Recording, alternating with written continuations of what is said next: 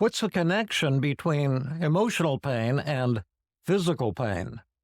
Well, if you've ever struggled with physical pain, this video might be life-changing for you. Now, I'm going to start with a story from my somewhat wilder medical school days.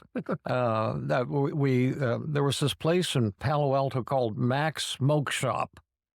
And across the street, there was this bar kind of hidden around the corner. Uh-huh. And we used to go in there and, have a few beers type of thing. And I was in there one Just night. a few.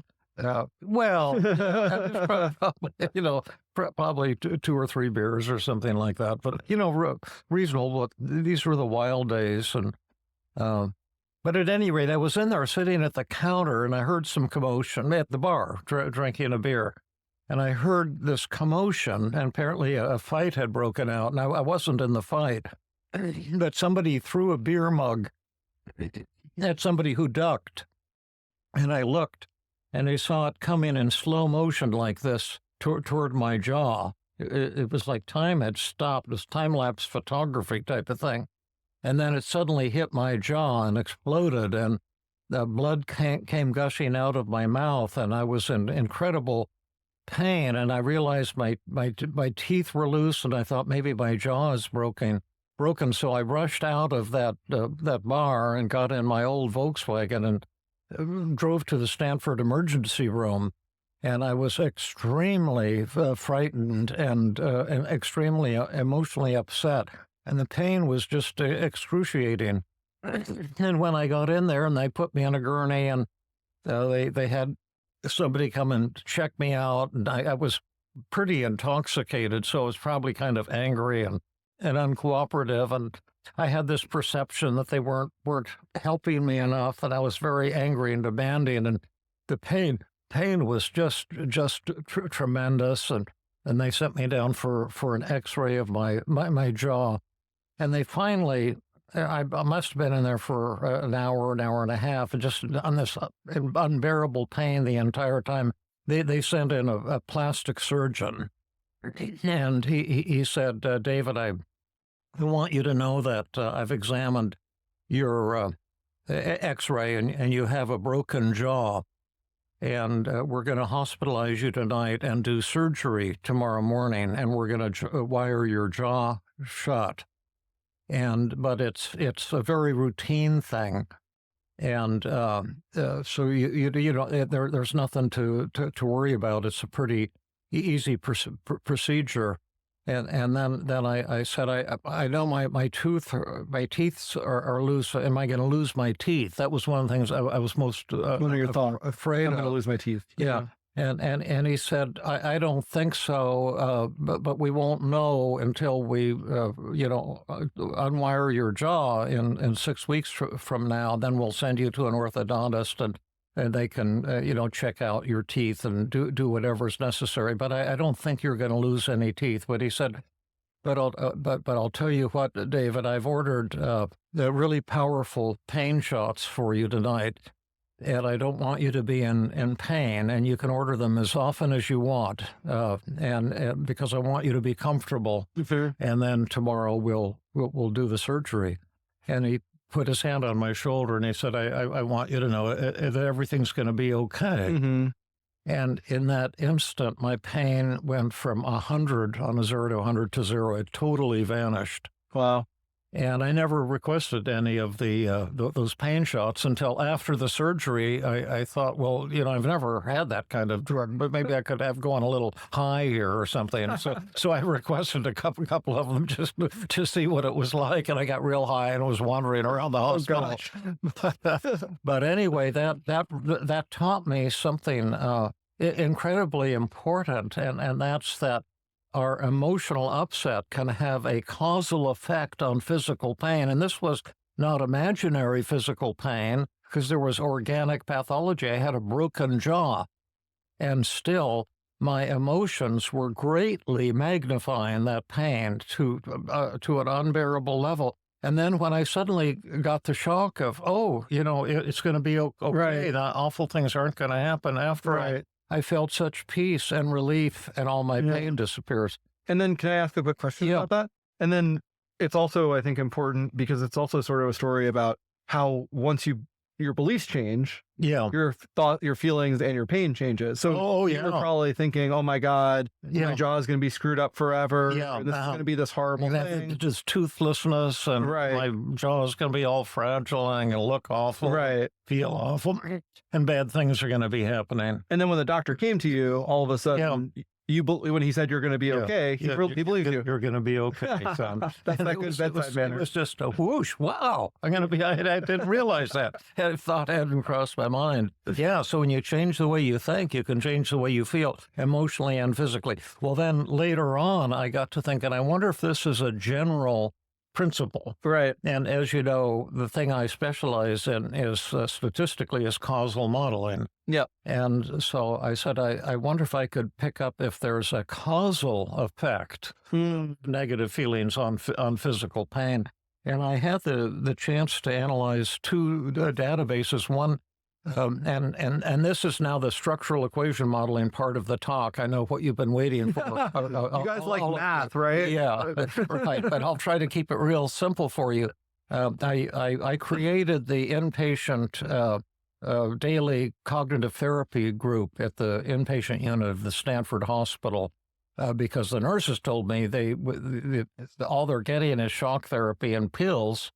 And they need some talk therapy, and could I create a daily 90-minute group for them? So I created that, and once I created it, it was for part of my volunteer work for the medical school. Then I went in once a week to sit in on the groups and make sure they're running okay, because the patients are very severe. But they had a pain unit there attached to the inpatient psychiatric unit, so they had always 2 or 3 patients on the ward who came because of undiagnosed physical pain. But physical pain they couldn't find a cause for. Yeah. And that had been like 5 or 10 years of struggling with physical pain. And then they would attend the cognitive therapy group. Right. And so I decided to develop a pain scale so I can measure the physical pain of all the patients, as well as their depression and anxiety levels and suicidal urges and anger and all of that at the start and end of the group. How are you feeling right now? And then how much physical pain do you have right now? So it would be like, it started at the group, and then an hour, 90 minutes, or 2 hours later, how are you feeling at the end of the session? Yeah. How are you feeling emotionally, and how strong is your pain? Right. And I was shocked to discover that on average, 50% of the pain that people feel is caused by their emotional upsets. Wow. And so that if, like, for example, in a group, if I was working with somebody who was, say, one of the chronic pain patients, and then we worked through their emotions in the here and now with their distorted thoughts, their depression, their anxiety, their anger, and so forth, if they were open to working on their emotions, and I documented, say, a dramatic reduction in their negative feelings, there was a 50% reduction or 50% relationship between the negative feelings and the negative thoughts, or the negative feelings and the physical feelings and the emotional feelings is what I'm trying to say. And on average, half of the physical pain was caused by the negative feelings, the depression, the anxiety. And what that means from a practical point of view is, let's say that you're in a lot of physical pain and you're very upset, and then we were working together, and I can make your emotional pain improve, or as typically happens, disappear completely in an hour and a half, which we could actually do for most people with the app, in case you wanted to check this out. But at any rate, if when those emotions disappear, that there was, with the group as a whole, that I studied hundreds of patients, on average there's a 50% elimination of physical pain. In other words, for some people it disappears 100%. For some people it doesn't change at all, and for some people it changes maybe 50%, but on average it's 50%. And I thought that was amazing. And then I got a chance to document that in another group of 1,000 patients over 10 years treated at UCSF.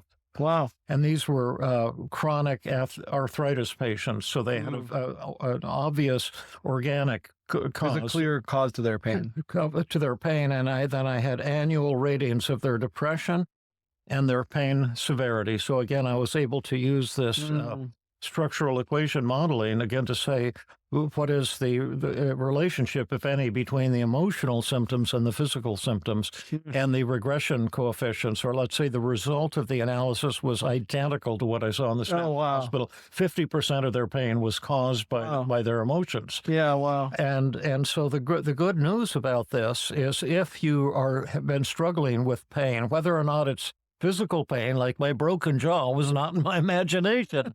It was a real thing, but a lot of times you'll have equally severe physical pain or exhaustion or headaches or back pain or belly pain or whatever, and the doctor can't find any organic cause to explain it, and yet the pain is very real.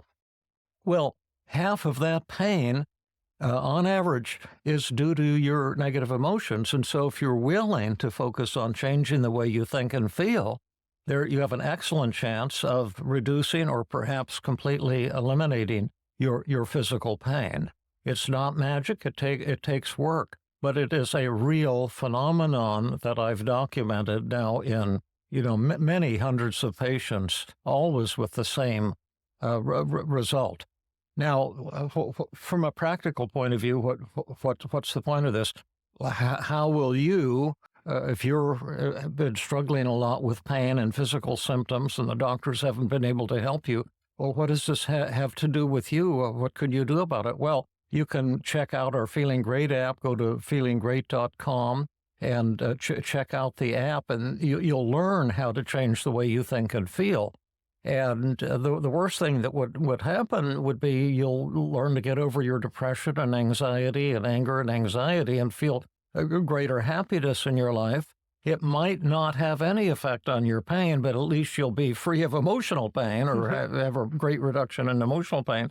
But there's also a very high probability that it will improve your physical pain, and in many cases will cause it to disappear entirely. Yeah.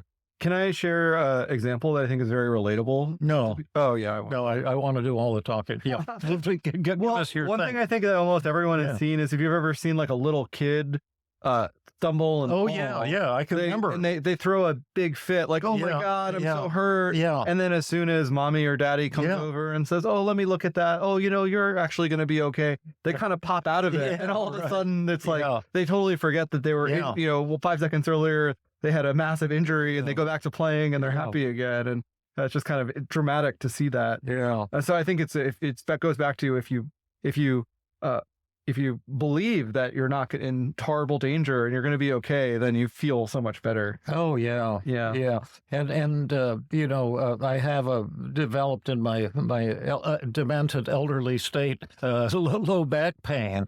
Yeah. So it really impairs now my ability to go out and jog or walk distances. Yeah. But I've also noticed that when something really cool happens with the app, like we get some breakthrough in our statistical models. Forget all about it. Yeah, I'm out there and I'm feeling so happy. I'm just charging along, and I'm not really paying attention to any pain. So I had an interesting experience with my rotator cuff. I was working out at the gym, and I pushed myself too hard. And then the next morning I woke up and I just reached over to get my cell phone, which is something I do every morning. And all of a sudden I had massive pain in my shoulder.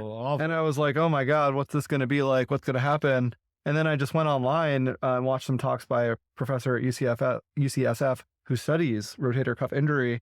And what became clear as he talked is, if you examine rotator cuffs of people, they're all torn up, whether or not they have pain. Oh, really? Yeah. And and there's people who have horrible tears who are just out there feeling fine. And so I just said, I'm just going to give it 6 weeks and not worry about it. And then the pain went away entirely. And just knowing it's probably going to be okay, don't take it too seriously, was really the only intervention I needed. Yeah. Other people go and get expensive surgery, but you can actually if you just think, they'll be okay. Yeah. Yeah. All right. So anyway, we hope these messages have been interesting to you, and If you like what we're doing, subscribe to our YouTube channel. That helps us a lot. Or go to feelinggreat.com, check out the app, and see what you can do to change the way you think and feel. And if you don't like what we're doing, send an email to junkmail@feelinggreat.com. We never read it. Yeah, yeah, exactly. But do make comments, and I've been trying We to. actually do love to hear from you, even if we hate what we're saying. And I try to respond to all the comments, and so many of you are subscribing. It may get to the point where we won't be able to keep up, but so far we've kept up with all of them. And the things you say about the videos you're watching here on this channel have been very touching and very meaningful to us, extremely positive and over the top. So thank you so much. We love you all. So, okay, until next time.